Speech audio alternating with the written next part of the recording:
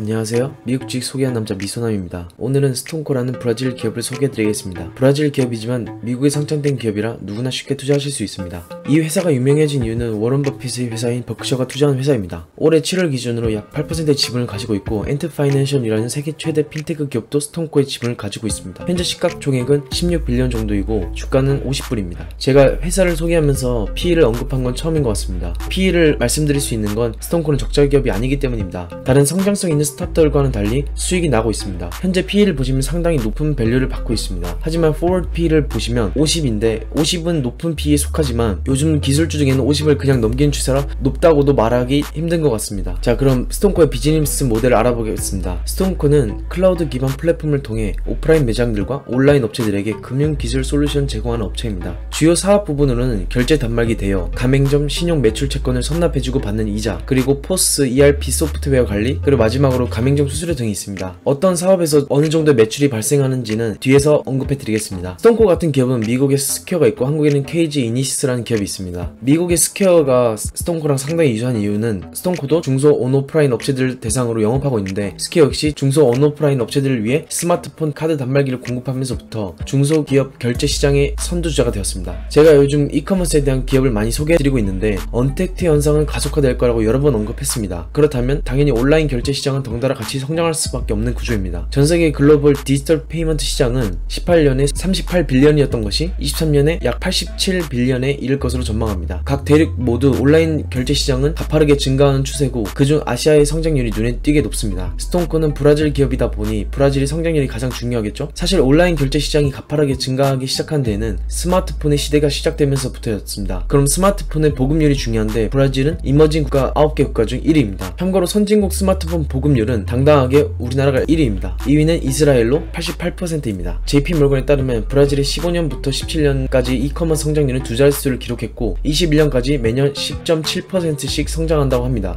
그리고 현재는 좀 더 올라갈 것으로 전망하나 17년 기준 전체 리테일에서 온라인이 차지하는 비중은 3.2%에 불과하다고 합니다. 그리고 브라질은 경제활동 인구수가 풍부하고 평균 연령대는 32세로 매우 젊은 편에 속합니다. 따라서 향후 이커머스 시장의 잠재력이 높고 이는 온라인 결제 시장으로 이어질 것입니다. 스톤코가 제공한 자료에 따르면 브라질 카드 사용량은 28.4%에 불과하고 같은 기간 미국과 영국은 각각 46%, 68.6%로 나타났고 카드 소지율도 타국가에 비해 상당히 낮습니다. 그리고 마지막 세 번째 차트를 보시면 브라질 내에서 온라인 결제는 18%로 다른 선진국들에 비해 상당히 낮은 편에 속합니다. 따라서 브라질의 잠재 성장력이 있는 만큼 온라인 결제 시장은 빠르게 성장할 것입니다. 앞서 말씀드린 대로 브라질의 온라인 시장과 결제 시장의 성장성은 무궁무진합니다. 그리고 코로나 사태 이후로 브라질의 온라인 시장은 기하급수적으로 성장하고 있습니다. 브라질 전통 유통기업인 GPA에 따르면 온라인 주문 수요가 폭발하면서 배송 지연되는 문제까지 발생하고 있다고 밝혔고 3월 이전까지만 해도 24시간 내에 배송이 가능했으나 최근에는 3주가 걸리는 경우가 있다고 합니다. 스톤코의 점유율을 보시면 18년 4분기에 6%였는데 19년 4분기에 7.6%로 꾸준히 증가하는 추세입니다. 먼저 각 부분별 매출 구성을 보시면 트랜잭션 액티비티에서 30%, 그리고 단말기 대여에서 13%, 그리고 제일 큰 비중을 차지하고 있는 가맹점 신용 매출 채권을 선납해주고 받는 이자가 무려 50%를 차지하고 있습니다. 스톤코의 경우 매출이 꾸준히 상승하는 모습을 보여주고 있습니다. 매년 평균적으로 81%씩 상승하고 있으며